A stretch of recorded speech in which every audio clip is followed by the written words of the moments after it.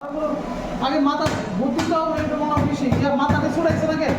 মাথাটা রেখে একটা বাড়ি দিলে সব খুব আলাদা হয়ে যাবে ওগুলা শোনানো দরকার নাই আস্তে দিয়ে দেবে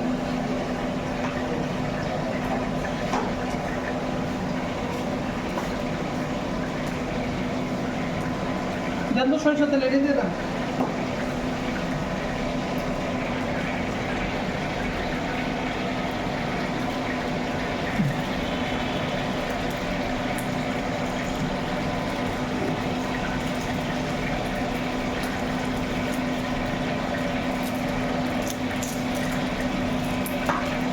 সরিষার তেলটা যদি আপনারা মনে করেন যে মশলার সাথে আপনারা এক্সট্রা নামক ব্যবহার করতে পারেন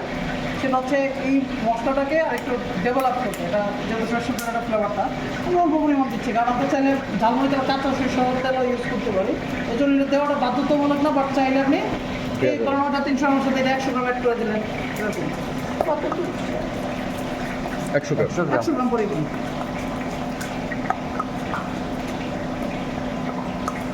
সরিষার তেল মনে করেন আপনি খোলাটা ইউজ করবেন যেটা কস্টিং আপনার সেভ করবে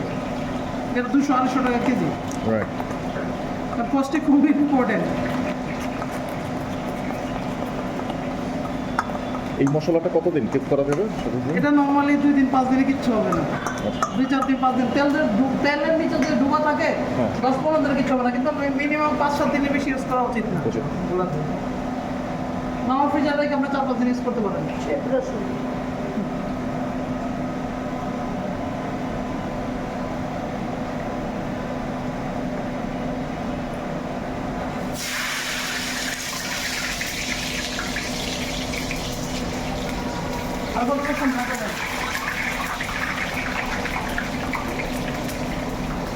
ফ্লেভারের জন্য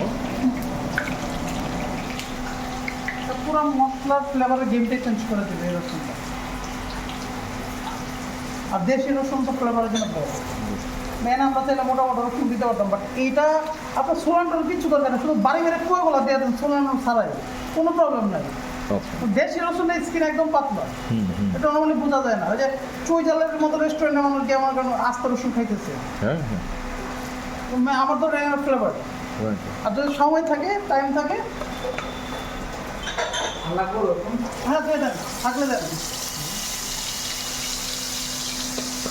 আগে চামচ দেখো রসুন পাল্লা আরো একটা দিয়ে